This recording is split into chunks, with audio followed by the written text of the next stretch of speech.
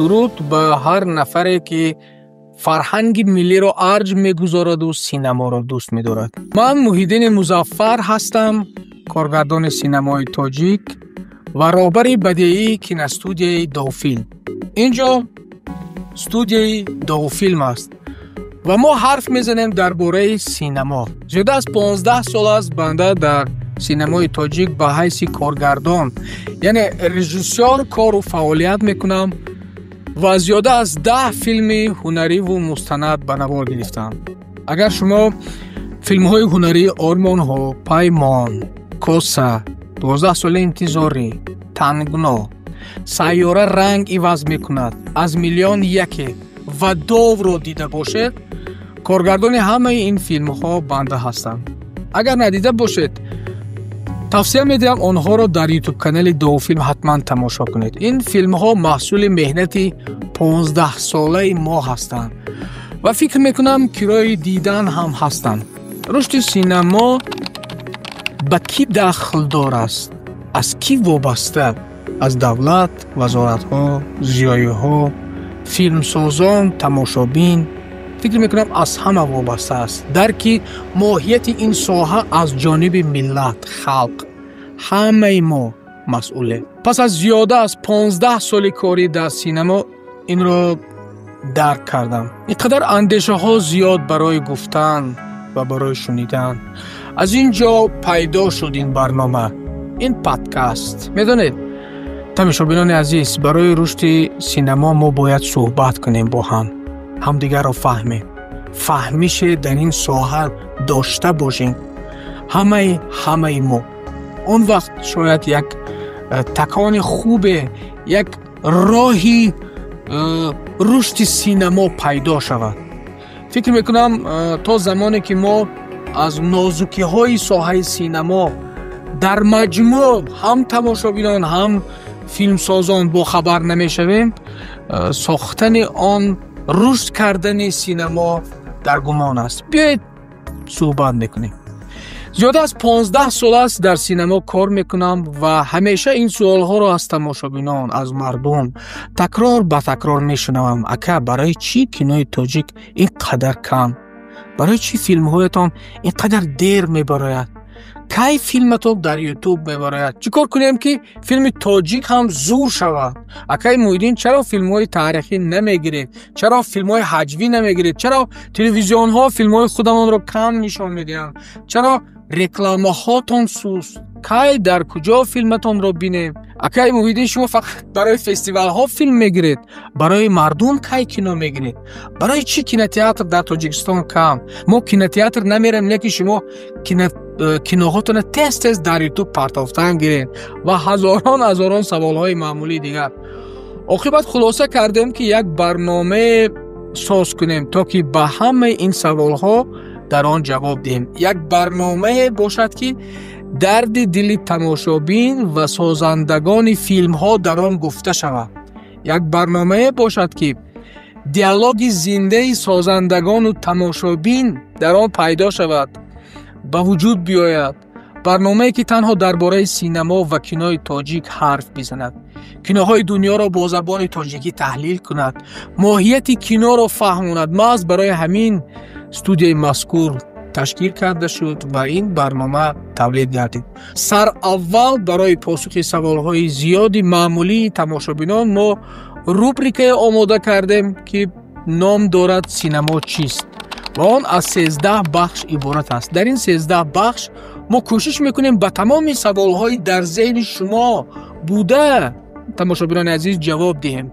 به همان سوال‌هایی که بنده 15 سال بعد از شما شنیدم و فکر میکنم دیگر همکاران ما سازندگان فیلم ها هم از جانب شما شنیدند و همیشه جواب میدن، تکرار به تکرار جواب میدن. در این 13 برنامه امیدوارم به شما ماهیت کینو و سبب‌های رشد نکردن و چرا باید رشد کند سینمای تاجیک را میفهمونیم. ما به این کوشش میکنیم و امید به همکاری و همجایگی شما میبندیم تماشاچیان عزیز. تا اینجا اگر شما ما رو تماشا کردید، باور دارم شما سینما رو دوست می‌دارید و برای رشد سینمای ملی بی‌طرف نیستید. اگر چنین است به ما کمک کنید. اولین کمک شما پس از تماشای این برنامه، البته اگر پسندتان آید، آن را به دیگران توصیه دهید و اندیشه هایتان را برای ما در کامنت پیشنهاد نمایید تا که برنامه سرقل یابد. هدف ما ساختن منبر برای مکالمه فیلمسازان و تماشابینان است. ارتباط را برقرار کردن است. بدون دیالوگ ما نمیتوانیم این ساحه را رشد داده. بیایید دیالوگ را شروع میکنیم. اصلا کینو چی است و برای چی در کار است؟ چرا کشورهای دنیا میلیون ها پول صرف میکنند برای ساختن کینو؟ کینو این یک شکل صنعت و معرفت است که توسط تصویر و آواز حکایه ها، اندیشه ها، احساسات ها را به تماشابین میرساند. کینو یعنی یک واسطه مکمل بیان فکرها، تاریخ آدمان، فرهنگ ها، آثار ادبی و حیات اجتماعی است که با یاری تصویرها و آوازهای دینامیکی نشان داده می شود. کینوی معاصر این فردیت و تصویر کردن واقعه ها و مناسبت های انسان ها را با استفاده تمام واسطه های تصویری و تکنیکی در یک ساحه اجرا می کند. کینو چرا نمایش می دهد؟ کینو به انسان ها و جامعه تاثیر می رساند، فکر و احساسات را موفقانه به آدمان می رساند. سوژت های کینو می توانند ارزش ها، آموختن خاصیت ها و مناسبت های آدمان را تصویر کند. کینو یک واسطه مهم برای معرفی فرهنگ، تاریخ و ارزش های ملی است. چرا کشورها میلیون ها پول صرف میکنند به کینو؟ صرف کردن پول به سینما برای کشورها چند سبب های مهم دارد.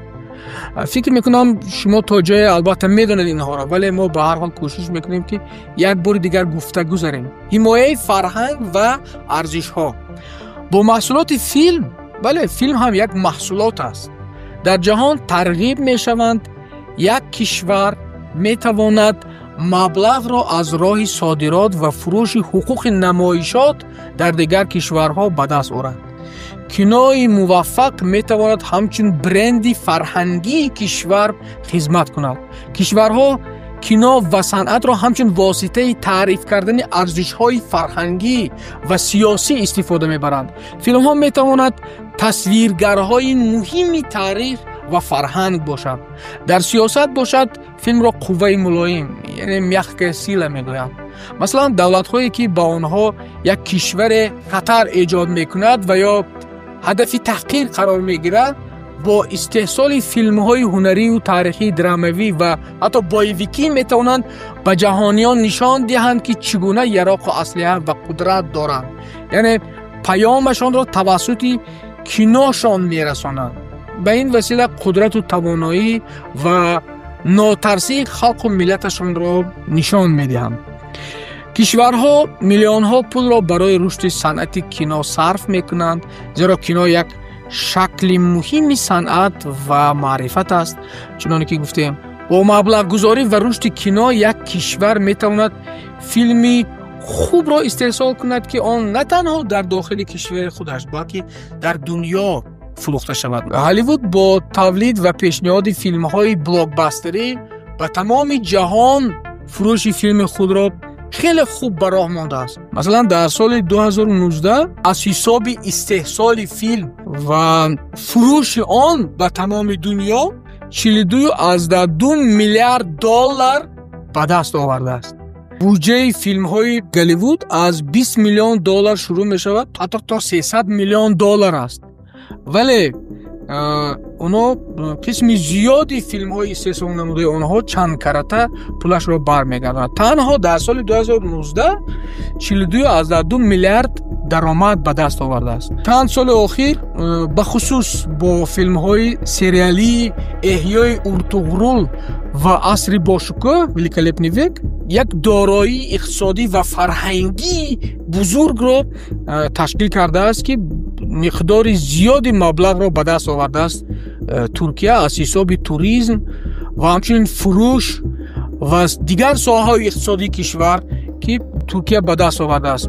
برای همین ولیکولپنیویک عصر باشکوه تنها برای ساختن دکوراسیون و لباس‌های قهرمان‌ها $2 میلیون پرودوسرهای این فیلم خراجات کردند. بیایید فیلم‌های هندو رو به خاطر بیاریم. ما بخصوص سالهای 2000 و این شب روزها مثلا تا جای مشهور است، ما توسط فیلم‌های هندی از آیین و فرهنگ و رقص و سرود و زندگی هندوها اینقدر معلومات زیاد پیدا کرده ایم که ما حتی بسیاری از دخترهای ما حتی لباسهای هندوگی و رقصهای هندوگی را آموختند. یعنی توسط این فیلم ها ما خیلی خوب آشنایی پیدا کرده ایم از کشور مثلا هندوستان. و یک مثال دیگر از یکی از سالهای آخر، یکی از کشورهایی که از لحاظ ساختن فیلم و سریال خیلی خوب پیش رفته است، این البته کره جنوبی است که خیلی با فیلم هایش مشهور شده است. مثلا یکی از سریال های خوبی که البته شما هم دیدید، بازی کلمر نام دارد که بودجهش $21.4 میلیون است و درآمد آن باشد $900 میلیون آمریکایی است. البته برای ساختن این فیلم شرکتی هالیوودی آمریکایی نتفلیکس پیوست شده است، ولی با وجود این غایه سازندگانی مثلا فیلم های کره‌ای، یعنی ایجادکاران کره و همه فیلم بازیگران از کره هستند، این یکی از موفقیت های بزرگ، یعنی تمام دنیای با پا خیزاندن اینها توسط فیلمشان. یعنی اینها اینقدر خوب موضوع خوب و در داخل موضوع عمومی بشری انهای خاصی عجیبی کره را به تمام دنیا پهن کردن. در مورد تاثیر رشد کینو در اقتصادیات مملکت همین را هم علاوه میکنم که وقتی فیلم های کشورها از مملکتشان بیرون فروخته میشوند، اکتیوران آن هم مشهور میشود و به فیلم های خارج دعوت کرده میشوند. آن وقت آن اکتیوران با گنرال‌های خوب در فیلم های خارج کار میکنند. این به اقتصادیات عائله آن اکتیور و کشور او تأثیر جدی خودش را خواهد رساند. تجربه مشهور شدن اکتیورهای کره جنوبی یک مثال گویا است. چندین اکتیورهای این کشور را شما البته در فیلم های هالیوودی مشاهده کرده، نه؟ اکتیوران به مانند مثلا مادون ساک و لی بیون خان را البته شما در فیلم های هالیوود کایها دیدید. اینا به کشورشون غیر از شهرت باز پولهای زیادی هالیوودی را هم آوردن. خلاصه وقتی کینو رشد میکند نه تنها فرهنگ و مدنیت و برند ملت پهن میگردد، بلکه آن تاثیر جدی به اقتصادیات کشور نیز میرساند. صرف کردن پولها در کینو با مقصد جلب توجه جهانی، صادرات فرهنگ و رشد اقتصادی کمک میکند. میفهمم حاضر شما در پشت اکران هایتان برای چی کینوی تاجیک پس به این زینه ها نمیبراید گفته پرسیدن میخواهید. ما با همه این کوشش میکنیم جواب دهیم، به این وقت لازم است طاقت کنید و ما را پیگیری نمایید. ما در این 13 بخش کوشش میکنیم که یک فهمیش عمومی در ذهن شما تولید شود تا اینکه ما در یک جایگی اندیشه کنیم راهی رشد سینمای تاجیک را. فکر میکنم اگر ما در همجایگی دیالوگی خوب به وجود بیاریم تا جای تاثیر آن را برای رشد ساحه خواهیم رساند.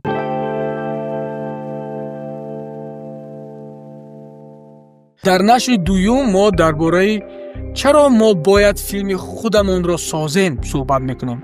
درباره آن صحبت میکنیم که چی خطر ما را تهدید میکند اگر ما سینمای خویش را رشد ندهیم، چی ضررها میبینیم. اگر شما هم به این اندیشه راضیید پس لایک، کامنت و توصیه به دوستان را فراموش نکنید.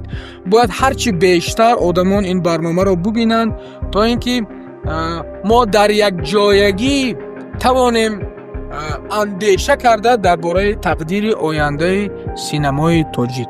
تا واخوری نوبتی خیر.